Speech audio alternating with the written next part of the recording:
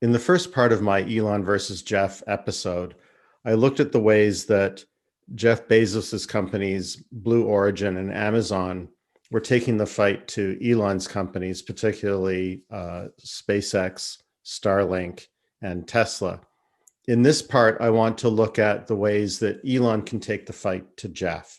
What are the ways that Elon can be a competitor to existing business lines that Jeff Bezos has?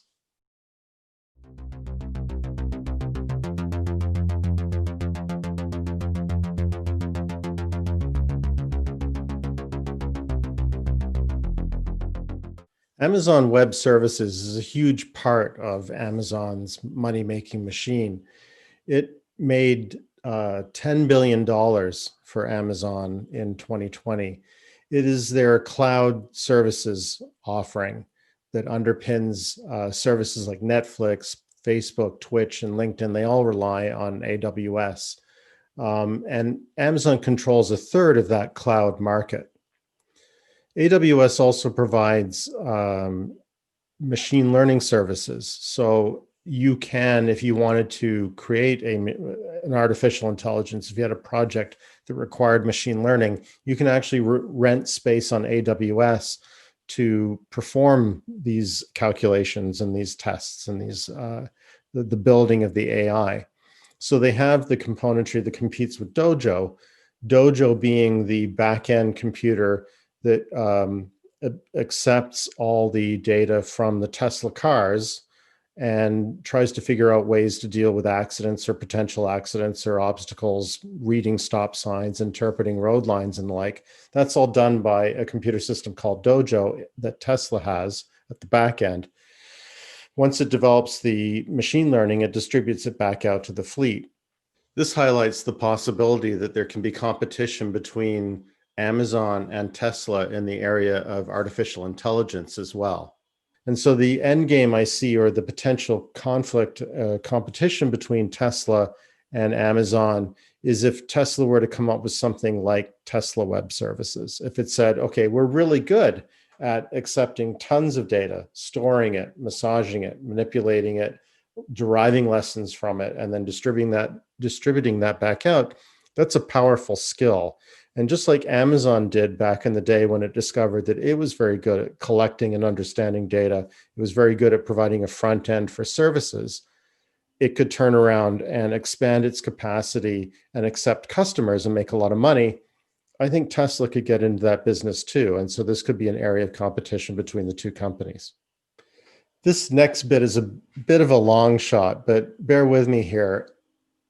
Elon Musk is in the process of putting together a satellite network, which is built around the idea of being a satellite, an internet provider. So basically linking one server or one individual machine on the internet with another one.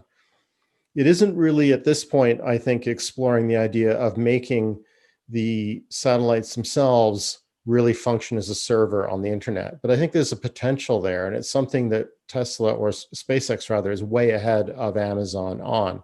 It has almost 1,000 satellites in orbit already. And I can imagine a future where at least some traffic, rather than just simply being routed through the satellites, would actually be generated by the servers or by the satellites.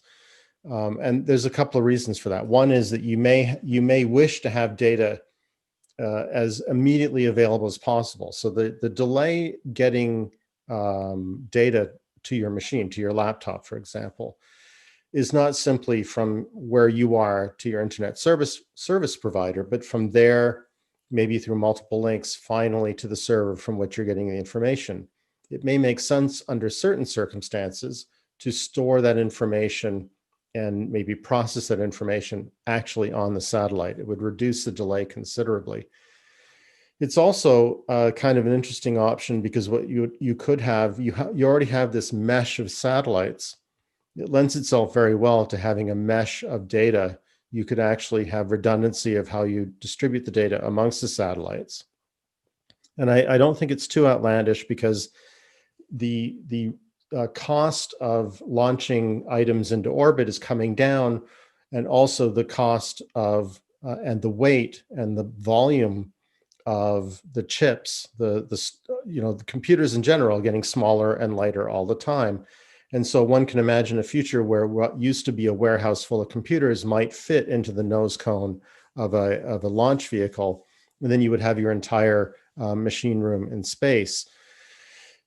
One of the advantages there would be that you would have free sunlight and therefore free electricity to run the server or the server farm. The downside, I think, and the challenge, I think the most pressing technical challenge would be keeping the satellite cool. If you start building a server room size satellite full of dense electronics, it may be very hard to cool that. But anyway, I still think it's an interesting idea. I think there's inevitably going to be some storage, some network activity originated from space. And the other advantage is that it is immune to things like weather and natural disasters on the surface. So I can see there would be many, maybe military applications or emergency services that would be better stored in space on a Starlink-like network. And this would be another way for Tesla to chip away at the margins and take some of the money away from Amazon. This next idea is possibly even more of a long shot, but there's been rumors that Tesla is working on the infotainment within its cars, hoping to add more robust speech recognition so you can talk to your car. And also, they've been working on coming out with an app store. So right now, every app that's within the car is actually written by Tesla. Even the Netflix app, even the Spotify app, it's written by Tesla for Tesla dashboards for the in-car entertainment. This is going to get old, and I think Tesla's eventually going to have to come up with a robust app store structure like other people, like Apple has. When they get to that point, then the car itself is basically an OS, an operating system on top of a piece of hardware. And then you get into a situation where you might explore doing things like, Hey Tesla. Now, why is this important? Well, because first of all, this does maybe brush up against what's going on with Alexa. Amazon has a product called Alexa, which is voice recognition. People engage with it for infotainment, but they also engage with it for shopping. Well, if Tesla can intervene, if it can insert itself between the individual in the car and all the different vendors in the world, it might be able to make some money that way, kind of like search. But I also think that there's a coming collision in the home. Amazon, of course, has a presence in the home. A lot of people have Amazon Dots or Echo Dots, the little speakers, and there's a whole family of speakers and devices in the home that Amazon creates, an ecosystem. I can imagine a future where there's a Tesla ecosystem spanning the home and the car, because there are also rumors that Tesla will get into home systems more. Right now, they're already engaged with the solar collection, the electricity collection, and with the batteries that store the electricity so that you can have, for example, solar power through the night, or have energy available if there's a power outage or whatever. So Tesla's already in the home a little bit. And so I can imagine a useful service being some kind of Hey Tesla, where you might talk to your watch or talk to a speaker that Tesla provides, just like Amazon would, that can let you talk to your solar panel, let you talk to your Tesla Powerwall. But also, there's even further rumors, which kind of solidify this idea in my mind, that Tesla has plans to get into heating, ventilating, and air conditioning within the home. Don't forget that Tesla's intention is to get us off fossil fuels. And so having more efficient air conditioning, which is often supplied, just like all electricity, some of it is often coming from combustion, coal, oil, whatever, natural gas rather. But also certainly heating, which is almost always done with natural gas in North America, at least. that it could improve the efficiency or even replace the use of combustion by applying the technology that's built into the most recent Teslas, the Model 3 and the Model Y. I think newer Model 3s are also coming out with the heat pump that originated in the Model Y. A heat pump being basically an air conditioner system. An air conditioner works by taking heat inside your home and pumping it out. Well, you can reverse that. You can take heat outside the home in the winter, even though it's colder outside, you can actually pump heat from the cold air into your home. And that can be, under many circumstances, more efficient.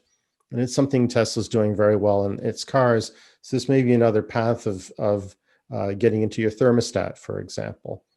And so I can see a future where instead of saying Alexa, we would say, hey, Tesla. And that opens up opportunities for an ecosystem built around Tesla where we rely on it and it can sell us more services. The final idea is possibly even more of a long shot, although I think that elements of this are inevitable. Many of you have heard of the Boring Company. The Boring Company, I did a episode, I think 4 or 5 back, where I talked about the Boring Company, an Elon Musk company that is, its claim to fame is that it can build tunnels cheaper than you typically see for a subway, for example. A subway, might be I don't know what it is, $1 billion a mile or something. And Tesla's saying they can do the same thing for $1 million a mile or $10 million a mile. And one of the justifications, one of the reasons they're saying they can do it cheaper is because their tunnels tend to be quite a bit smaller. So it's a more humble tunnel. It's easier to build. Doesn't involve so much lining. It doesn't involve so much disposal of material. The cutting head can be smaller and therefore easier to cool, require less power, et cetera, et cetera, et cetera. And I actually made the case that that argument could be taken further, and one could come up with tunnels that were appropriately sized for cargo, little robo delivery pods, call them the size of a large dog kennel. And it could scurry around all kinds of tunnels under the earth. And these tunnels could be cheap because they wouldn't have to be particularly safe. They wouldn't have to be ventilated. If they collapsed, life goes on because nobody's in the tunnel. So it would be easy, relatively straightforward to crisscross an urban center with these tunnels, and that would facilitate the delivery of, or that would facilitate point-to-point delivery. And so I have this notion, the everything tunnel. You've heard of Amazon calling itself the everything store. What if we had the everything tunnel? And one of the things that the business model that Amazon has, what we're familiar with when we buy something from Amazon, whatever it is typically been shipped at great expense to Amazon. Amazon then distributes it across its warehouse. And then we say we want to buy it on the website, and then it has to go send a robot or a person scurrying over to wherever it is, put it in a box, and then ship it over to us, also at great expense. Free to us usually, but it's built into the expense. There's also an environmental impact, and there's all the packaging. It's just a lot. If you had tunnels crisscrossing the city, then one could imagine that instead of buying something from Amazon, you could buy it directly from the manufacturer and it would zip to you. As soon as you say you want to buy it, they would build it and ship it to you directly through the tunnel. And there would be no intermediaries, including Amazon. There's a few assumptions built into this idea. One is that we would return to more local manufacturing. And I think that this is a reasonable trend to anticipate. The current model is that somebody in China makes, 100,000 toasters, puts them on a ship. 2 weeks later, it shows up in North America. It's unpacked, distributed. Some of it goes to Amazon. Some of it goes to Home Depot or whatever, or Walmart. And then we say to Amazon, we'd like that toaster. They got to fish it out of inventory, and then they ship it to us. What I'm getting at is the idea that as we automate manufacturing, just like everything else on Earth is being automated, then it the automation means less labor component to manufacturing, which means there's less reason to do manufacturing in cheaper locales where or locales where labor is cheaper, like China has always been. Although recently they're finding even that's hard, and they distributed some of the manufacturing to neighboring Asian countries. But nevertheless, the reason it's not done here, the reason it's done there is typically because either labor is cheap or because they're willing to destroy their environment to keep the prices down. The pendulum is swinging away from that on terms of the environmental damage and what they're willing to accept. And the pendulum is swinging away because it doesn't matter what labor costs when you have a very automated production plant. The other factor is that when you have a heavily automated manufacturing plant, it tends to be, or at least with modern technology, it tends to be very flexible, which means you don't have to justify the plant by making 1,000,000 toasters. You can make 1,000 toasters and then switch to blenders and then switch to fridges and whatever. The plant will handle that because it's quite flexible. And what that means is you can make small batches. And so now you combine those factors, it's more reasonable to expect that not just warehousing and distribution would be done locally, but actually manufacturing. And when you get to that point, whether you say to Amazon on its storefront, I would like a toaster, and then Amazon gives that order to a vendor, to a manufacturer that would ship it directly to you, or you go directly to the manufacturer and say, I want a toaster, and they ship it directly to you. I'm not, it doesn't matter in my mind for this particular component. What I'm talking about is actual delivery, where the e-commerce is done. But what I'm getting at is that it is possible to imagine a future where items get built and shipped rather than built and stored and shipped. Built, shipped, stored, and then shipped again.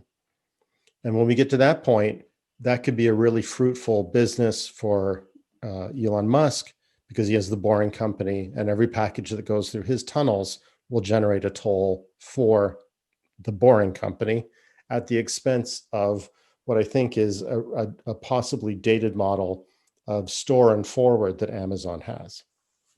The name of this show is Lead Like Elon. So rather than simply looking at the areas of competition that could arise and are already underway between Elon and Jeff, I'd like to look at what are some of the things that we could expect Elon to do and what lessons can we learn from what Elon would do in the face of this competition. So looking at the competition that's coming from Jeff Bezos in the form of launch vehicles, space-based internet service provision, robotaxis, and autonomous vehicles.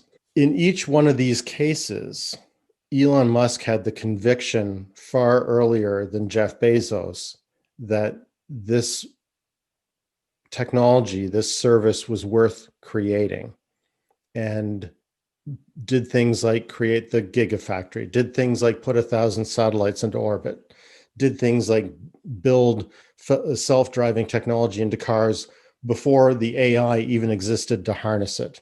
Elon Musk had the conviction to pursue these things before Jeff Bezos. This, I think, is a hallmark of Elon Musk, because he sees these opportunities. He sees that things will get worse before they get better. But on the other side of that dip, there's potential for huge profits. Well, Elon Musk has already made that transition. The doubters are getting fewer and fewer. And the proof is that we have companies, deep-pocketed companies like Amazon, pursuing very similar business lines. Just like I concluded when I looked at the potential competition coming from Apple and the Apple car, I think that Elon's just simply going to keep doing what he's been doing. He's on a winning path. He's ahead of Amazon. So I don't think you're going to see a lot of changes in his strategy when it comes to producing vehicles. Although I do think it's an oversight not to have a delivery van. I don't know why Tesla hasn't done that, why it's not on its roadmap.